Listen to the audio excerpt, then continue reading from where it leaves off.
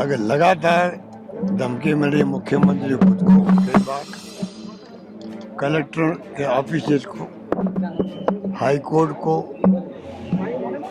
मेरे high court में 2-3 बार मिली थी और 3 बार मिल रही है विधानसभा को। अभी तक ये पहुंच ही नहीं पाया वहां तक, तो ये तो चिंता का विषय होना चाहिए ना।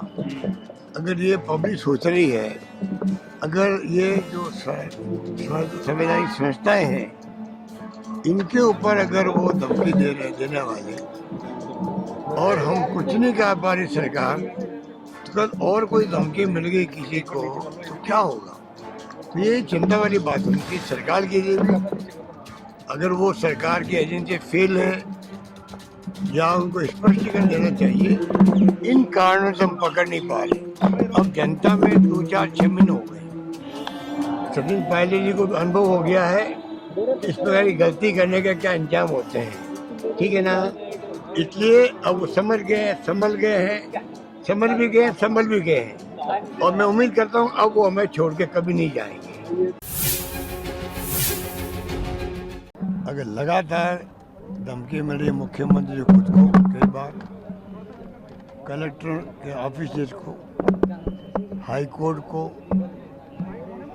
मेरे हाई कोर्ट में 2-3 बार मिली थी और 3 बार मिल रही है विधानसभा को। अभी तक ये पहुंच ही नहीं पाया वहां तक, तो ये तो चिंता का विषय होना चाहिए ना।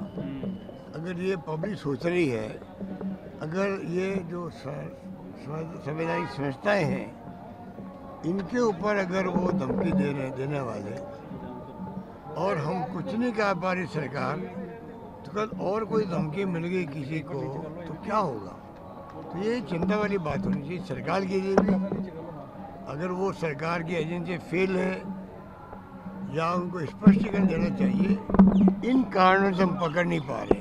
अब जनता में 2-4-6 महीने हो गए, अब वक्त आ गया कि सरकार को आगे आकर के, ये एजेंसियों को आगे आकर के बताना चाहिए किन कारणों से हम लोग सफल नहीं हो पा रहे। हो सकता ऐसे कोई कारण हो, अंतर्राष्ट्रीय षड्यंत्र हो या और कोई बाहर जाके दूसरे मुल्कों से कोई धमकी दे रहे हों, तो ये बताना चाहिए कि भाई टेक्निकली हम कोई कमी नहीं रख रहे हैं, उसके बावजूद हम पकड़ नहीं पा रहे हैं, उसमें कारण ये है।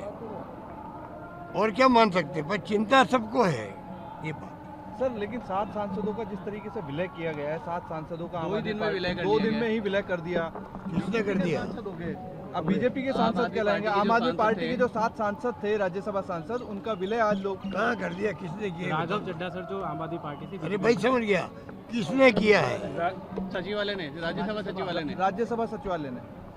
तो वो तो देखिए, जब कोई विलय होता है या आदेश जारी कर दिए तो ये तो उपराष्ट्रपति जो चेयरमैन होते हैं उनकी स्वीकृति जो होगा, जहाँ तक मैं समझता हूँ। जैसे विधानसभा में स्पीकर होते हैं उनकी स्वीकृति से विलय होता है, तो जहाँ तक मैं समझता हूँ उनकी स्वीकृति से विलय होया होगा।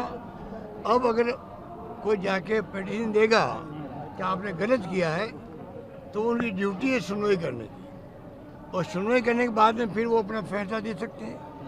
वो सही मान सकते हैं या ठीक कर सकते हैं या वापस रद्द कर सकते हैं, उनके ऊपर। तो जहाँ तक मैं समझता हूँ यही होता है। तो हमने भी यहाँ पर बीएसपी के लोग 2 बार हमारे साथ आ गए थे, दोनों बार आए थे, तो यही सिस्टम था।